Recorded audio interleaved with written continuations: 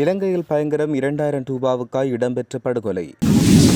மகரகம வீடு தீப்பிடித்து 3 உயிரிழப்பு, வீட்டின் உரிமையாளர் தீ வைத்தாரா? விஜய் சங்கீதா விவாகரத்து வழக்கில் திருப்புமுனை, நீதிமன்றின் உத்தரவு. ஒரே நாளில் யாழ்ப்பாணத்தைச் சேர்ந்த 2 பலி, ஒருவர் மொரட்டுவை பல்கலைக்கழக மாணவர். நொடிப்பொழுதில் 23 பேரின் உயிரை பறித்த சம்பவம் தமிழ்நாட்டை உலுக்கிய பெரும் அனர்த்தம். 3 பெண்களுக்கு மயக்க மருந்து கொடுத்து கைவரிசை, நகைக்காக அரங்கேற்றப்பட்ட சம்பவம். ஆட்சியை பிடிப்போம், பிடிக்கப் போகிறோம், பெரிய திட்டத்துடன் மஹிந்த ராஜபக்ஷ அதிரடி அறிவிப்பு. புத்தாண்டு காலத்தில் விபத்துக்கள் அதிகரிப்பு, 80க்கும் மேற்பட்டோர் பலி. முதியவரை தாக்கி நிலத்தில் தள்ளிவிட்டு பணம் கொள்ளை, கொழும்பில் இளைஞன் கைது. உலகிலேயே அதிக விலைக்கு எரிபொருளை கொள்வனவு செய்யும் நாடாக இலங்கை, நாமல் ராஜபக்ஷ தெரிவிப்பு. தொடர்பென விரிவான செய்திகள். பலாங்கொட சீதகல சந்தி பகுதியில் நபரொருவர் தாக்கப்பட்டு படுகொலை செய்யப்பட்டுள்ளார். குறித்த பகுதியில் இடம்பெற்ற சூதாட்டத்தின் போது 2000 ரூபாய் பந்தயம் தொடர்பாக ஏற்பட்ட வாய் தர்க்கம் முற்றியதில் இந்த தாக்குதல் இடம்பெற்றது. தாக்குதலுக்கு இலக்காகி பலத்த காயமடைந்த நபர் இரத்தினபுரி போதனா வைத்தியசாலையில் அனுமதிக்கப்பட்ட பின் உயிரிழந்தார். உயிரிழந்தவர் சீதகல பலாங்குடி பகுதியைச் சேர்ந்த 52 வயதுடையவர் என்று தெரிவிக்கப்பட்டுள்ளது. கொழும்பு மகரகமவில் 2 மாடி வீடொன்றில் ஏற்பட்ட தீ விபத்தில் 3 உயிரிழந்த தகவல் வெளியானது.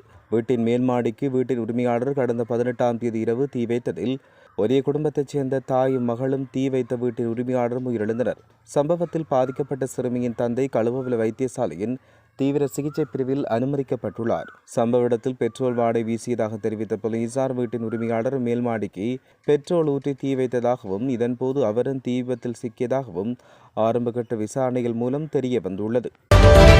தமிழக சட்டமன்ற தேர்தலில் சூடு களம் பிடித்துள்ள நிலையில் தமிழக வெற்றிக் கழகத்தின் தலைவர் விஜய் மற்றும் அவரின் மனைவி சங்கீதாவுக்கு இடையிலான விவாகரத்து வழக்கு தொடர்பான புதிய தகவல்களை இந்திய ஊடகங்கள் வெளியிட்டுள்ளன. தமிழகம் செங்கல்பட்டு நீதிமன்றில் இன்று விசாரணைக்கு வந்த இந்த வழக்கு எதிர்வரும் ஜூன் மாதம் 15ஆம் தேதிக்கு ஒத்திவைக்கப்பட்டுள்ளது. நடிகரும் தமிழக வெற்றிக் கழகத்தினுடைய தலைவருமான விஜயின் மனைவி சங்கீதா செங்கல்பட்டு குடும்பநல நீதிமன்றத்தில் விவாகரத்து கோரி மனு தாக்கல் செய்திருந்தார். இந்த வழக்கின் முதற்கட்ட விசாரணைக்காக நேரில் முன்னிலையாகுமாறு விஜய்க்கு ஏற்கனவே அழைப்பாணை அனுப்பப்பட்டது. இந்நிலையில் இன்று இருதரப்பு சட்டத்தரணிகளும் நீதிமன்றில் புதிய மனு ஒன்றை தாக்கல் செய்தனர். அதில் விஜய் மற்றும் சங்கீதா ஆகிய இருவரும் பரஸ்பரம் பேசி சுமூகமாக பிரிந்து விடுவதென்று தீர்மானிக்கப்பட்டுள்ளதாக தெரிவிக்கப்பட்டுள்ளது. 20 இடங்களில் இடம்பெற்ற நீரில் மூழ்கிய சம்பவங்களில் 2 பலியாகியுள்ளனர். நேற்று பெந்தோட்டை மற்றும் காங்கேசந்துறை போலீஸ் பிரிவுகளில் இந்த அனர்த்தங்கள் பதிவாகியுள்ளன. பெந்தோட்டை கடற்பரப்பில் நீராடி கொண்டிருந்த ஒருவர் நீரில் மூழ்கி உயிரிழந்ததாக பெந்தோட்டை போலீசாருக்கு கிடைத்த தகவலின் அடிப்படையில் விசாரணைகள் ஆரம்பிக்கப்பட்டுள்ளன. உயிரிழந்தவர் யாழ்ப்பாணம் சுன்னாகப்பதியைச் சேர்ந்த 25 வயதுடைய இளைஞர் என்று தெரிய வந்துள்ளது. இவர் மொரட்டுவ பல்கலைக்கழக மாணவர் என்பதும் ஏனைய மாணவர்களுடன் நீராடி கொண்டிருந்த போது இந்த விபத்து இடம்பெற்றதாக தெரிய வந்துள்ளமை குறிப்பிடத்தக்கது. தமிழ்நாட்டின் விருதுநகர் மாவட்டம் கட்டனார்பட்டியில் உள்ள வனஜா பட்டாசாலையில் நேற்று ஏற்பட்ட பயங்கர வெடி விபத்தில் சிக்கி இதுவரை 23 பேர் பலியாகினர். நாக்பூரில் உள்ள பெட்ரோலிய மற்றும் வெடிபொருள் பாதுகாப்பு அமைப்பின் உரிமம் பெற்ற அந்த ஆலையில் 100க்கும் மேற்பட்ட தொழிலாளர்கள் பணியில் இருந்தபோது இந்த விபத்து இடம்பெற்றது. இதேவேளை மூலப்பொருட்களை கையாளுவதற்கு முன்பாக வீட்டின் முன் அறை பகுதியில் ஏற்பட்ட வெடிப்பு அடுத்தடுத்த அறைக்கும் பரவி கட்டடங்கள் தரைமட்டமாகின. மீட்பு பணியின் போது மீண்டும் வெடிப்பத்து ஏற்பட்டதில் தீயணைப்பு வீரர்களும் காயமடைந்தனர். காயமடைந்த 6 பேரில் 4 பேர் நிலைமை கவலைக்கிடமாக உள்ள நிலையில் அவர்களுக்கு விருதுநகர் அரசு மருத்துவக் கல்லூரி மருத்துவமனை தீவிர சிகிச்சை அளிக்கப்பட்டு வருகிறது. இதனால் பலி எண்ணிக்கை மேலும் அதிகரிக்கப்படும் என்று அஞ்சப்படுகிறது. 17 லட்சம் ரூபாவுக்கும் அதிகமான பணம் மற்றும் தங்க நகைகளை கொள்ளையடித்த சம்பவத்துடன் தொடர்புடைய சந்தேக நபர் ஒருவரை அனுராதபுரம் போலீசார் கைது செய்தனர். குறித்த சம்பவம் தொடர்பில் அனுராதபுரம் போலீஸ் நிலைய குற்றத்தடுப்பு பிரிவுக்கு கிடைத்த முறைப்பாட்டை அடுத்து தீவிர விசாரணை மேற்கொண்டு வந்த போலீசாருக்கு கிடைத்த தகவலின்படி அனுராதபுரம் பண்டுலக்காம பகுதியில் வைத்து கொள்ளை சம்பவத்துடன் தொடர்புடைய சந்தேக நபர் கைது செய்யப்பட்டார். கைது செய்யப்பட்டவர் 54 வயதுடைய சாலியவேவ பகுதியைச் சேர்ந்தவர் என்பது தெரிய வந்துள்ளது. கடந்த 2ஆம் தேதி இரவு அனுராதபுர பேருந்து நிலையத்திலிருந்து கொழும்புக்கு செல்லும் பேருந்தில் குறுகிய தூர பயணம் செய்து கொண்டிருந்த 3 பெண்களுக்கு அடையாளம் தெரியாத நபர் ஒருவர் பேருந்தில் அவர்களுக்கு சிற்றுண்டியும் பானமும் வழங்கினார். அப்போது அந்த 3 பெண்களும் மயங்கி விழுந்த நிலையில் அடையாளம் தெரியாத நபர் பெண்களிடமிருந்து தங்க நகைகள் பணம் என்பவற்றை திருடிச் சென்றதாக கூறப்பட்ட புகாரின் அடிப்படையில் விசாரணை தொடங்கப்பட்ட நிலையில் சந்தேக நபர் கைது செய்யப்பட்டுள்ளார். மீண்டும் ஆட்சியை கைப்பற்றுவதற்கான ஒரு பெரிய அளவிலான திட்டத்தை தமது கட்சி வைத்துள்ளதாக முன்னாள் ஜனாதிபதி மஹிந்த ராஜபக்ஷ தெரிவித்தார். இன்று பத்திரமுல்லையில் உள்ள ஸ்ரீலங்கா பொதுஜன பிரமுனவின் தலைமை அலுவலகத்தில் இடம்பெற்ற புத்தாண்டு நிகழ்வுகளின் போது ஊடகங்களுக்கு கருத்து வெளியிட்ட போதே அவர் இவ்வாறு தெரிவித்தார். நாட்டின் தற்போதைய பொருளாதார சூழல் மற்றும் வாழ்க்கை செலவு அதிகரிப்பின் காரணமாக பொதுமக்களிடையே புத்தாண்டு தொடர்பான உற்சாகமோ அல்லது உண்மையான புத்தாண்டு உணர்வோ காணப்படவில்லை. மக்கள் கடும் பொருளாதார நெருக்கடிகளுக்கு மத்தியில் இம்முறை புத்தாண்டை எதிர்கொண்டுள்ளதை அவர் சுட்டிக்காட்டினார்.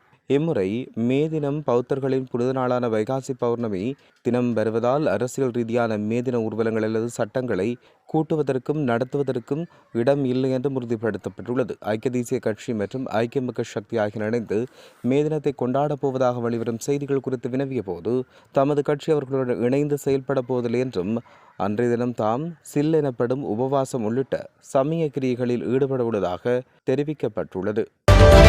புத்தாண்டு காலத்தில் ஏற்பட்ட வீதி விபத்துக்கள் மற்றும் நீரில் மூழ்கிய சம்பவங்களால் சுமார் 80க்கும் மேற்பட்டோர் உயிரிழந்ததாக போலீசார் தெரிவித்தனர். கடந்த ஏப்ரல் மாதம் 10ஆம் தேதி முதல் 18ஆம் தேதி வரையான காலப்பகுதியில் இந்த மரணங்கள் பதிவாகின.